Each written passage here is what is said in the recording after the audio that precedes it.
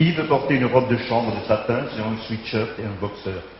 Quand Agnès s'en est rendue compte, elle a détourné les yeux comme lorsqu'on montre des scènes de violence à la télévision.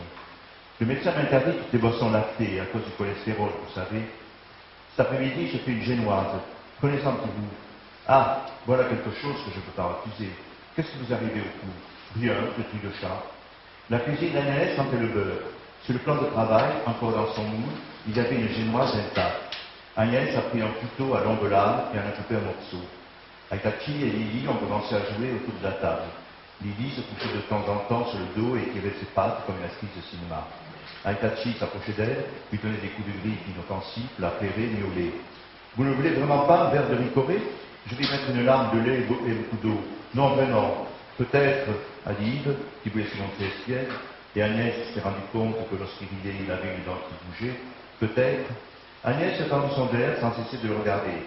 Yves y a plongé deux ou trois fois la génoise jusqu'à toucher le fond, laissant quelques milles à la surface. Aitachi a sauté sur les lits et la fenêtre s'est aplatie comme un tapis. Il est en parti.